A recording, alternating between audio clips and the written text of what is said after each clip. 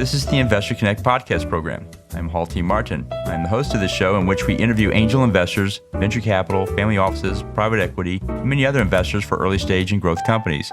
I hope you enjoy this episode.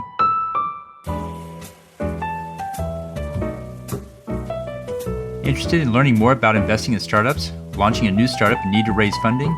The Startup Funding Espresso is a daily podcast in a short, concise format delivered to your inbox every day, Monday through Friday. In the time it takes to drink an espresso, you can learn about startup funding. To subscribe, go to investorconnect.org and put your email into the pop-up box. Well, hello, this is Hall Martin with Investor Connect. Today we're here with John Dalton, Managing Partner at Industrial Device Investments. IDI invests in manufacturers of industrial devices, sensors, machinery, and instruments. John, thank you for joining us. Thank you, Hall. Appreciate the invite. Great. So what was your background before investing in early stage companies? What did you do before this? Yeah, so we probably fit more into your growth profile than early stage. I'm an industrial products guy, engineer by education, and spent 5 years at GE in their industrial plastics business in the early 90s, and then went back to school in North Carolina and stayed in North Carolina at Black & Decker in the manufacturing management team. And then went to some smaller companies, but always around industrial products.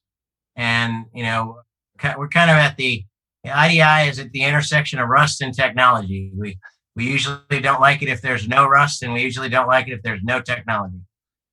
Well, great. Well, that's a good way to put it. So what excites you right now? So, you know, there's a lot of good industry trends in investing in companies. And you always want to try to keep an eye on those trends and see what can be good. So, you know, IoT with Internet of Things and sensors, there's just so much going on. And certainly that's in the consumer world for sensors that all of us are using daily. But in the industrial world, it's a similar situation. They can save money and improve processes by doing a better job measuring things. And that's a big trend we're following. Well, great.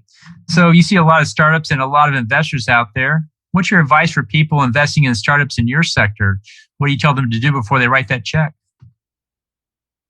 So, you know, I think for startups, the key is, do they have a very clearly defined purpose for themselves in the world? Because they're making a whole, right? There's something that they're filling a need, and that is either not filled now or they can fill differently. And to be able to create a wedge to really get some progress there for a startup, I think it's really clear definition of that vision and what that wedge is, so that they're going to be able to get to revenue in the near term. Great. And then on the other side of that table, what do you tell people to do that are running startups before they go out for raising funding? That's an interesting question. I really think what I look at the most when I'm investing is the team. And there's nothing that prohibits the startup, you know, from not having a clear idea of where that team is, what makes it great, and where it's going to go. You know, you could do that before you get revenue. And so the team, I think they can't brag on their customer references or how they've penetrated the market yet, because they're still at the startup stage, but they can brag on, you know, what the team has been able to do and why it's the strongest team for this particular venture. Great. Well, let's talk about the state of startup investing or growth investing where you are. How do you see the industry evolving from here? Geographically, we're in Knoxville, Tennessee, which certainly doesn't rival Silicon Valley for numbers of startups, but we see a fair share here. We've got Oak Ridge National Labs and the University of Tennessee, and we do see a fair amount coming from in different directions there. In fact, the company that I've owned now for 16 years was a startup out of University of Tennessee's electrical engineering department, and we do image processing equipment. So it's not been a startup for a long time, but I think the model of finding, you know, university and national lab and incubator type capability and direction and talent is well here and is alive and well here. Yeah. Well, that's great. So what do you think the biggest change you'll see over, say, the next 5 years in startup investing? I think over 5 years, I think you'll see continued growth of crowdfunding.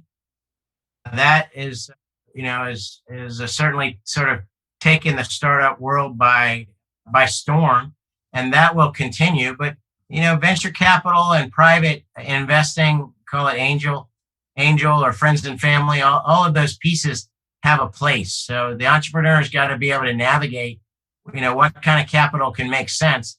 And crowdfunding has a place, but I don't think it's in all the places. And understanding what the fit there is and what kind of capital makes the best sense for their effort, I think will be an evolving thing with crowdfunding's changes. Oh, that's a good point. Well, let's talk about your investment thesis. What exactly do you look for in investing in startups for your fund? Yeah, so we don't actually invest in startups that often. We're sometimes involved in the earlier stage. We're more involved after there's revenue. So I guess it depends on where you start to define startups. But we like industrial devices where a smaller company can be agile, can shoot with a rifle around where larger companies are in that market place. And because big companies, they really only shoot with a shotgun.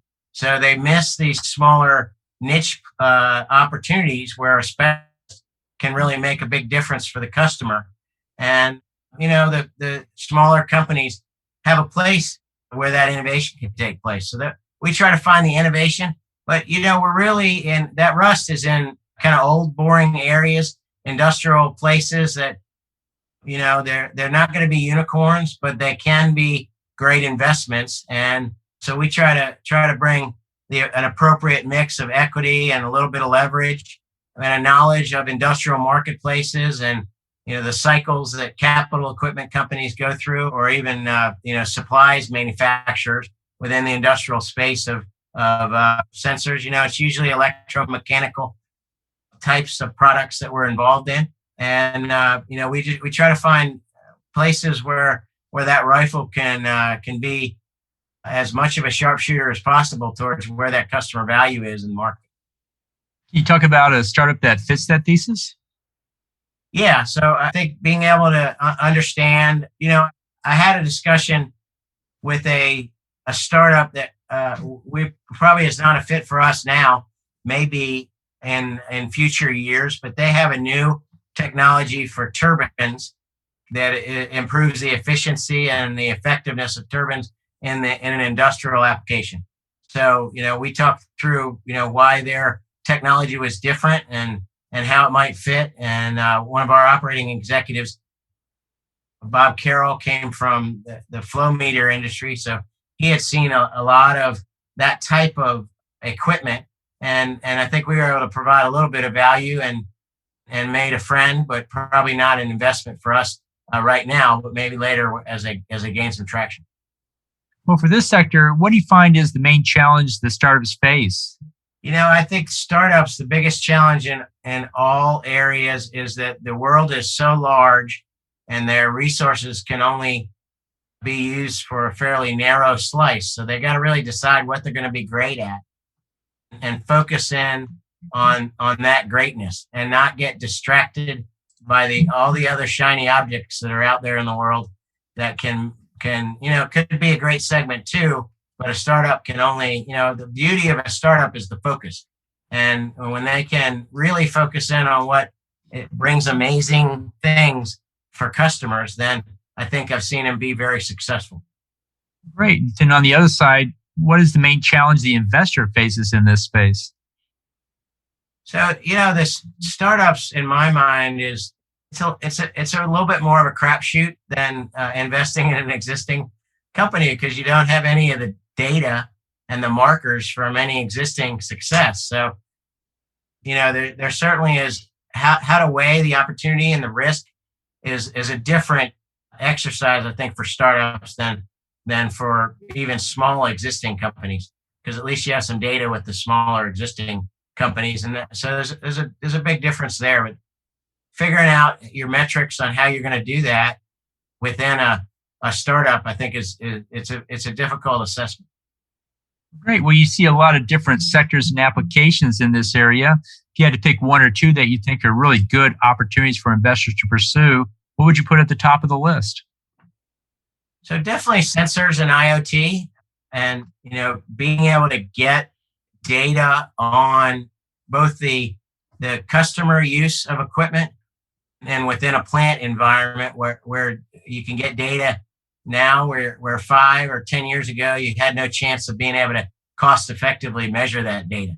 So I love looking at equipment companies that haven't done that, because I know there's an opportunity where if they instrument the equipment, then they can bring more value over a longer time period to customers for equipment that's in the field, and customers can in the end get the benefit of that value.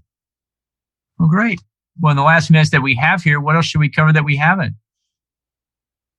So, and we've talked about risk and markets and my analogy of rifles and shotguns, but I think the team is really the basis of any good investment analysis. You can change strategies, you can change people, or you could change strategies, you can change direction, but it's very hard to change people. And being able to clearly articulate who the team is and what they're trying to achieve and how they're going to get there is a challenge for that startup executive. And I would encourage them all to think of it as it's a team, being able to relate how the team can work together, not just the experience and capabilities, but how that team can come together to be successful in the venture that they're doing, so that investors can understand that larger team picture. Well, that's great. Well, how best for listeners to get back in touch with you?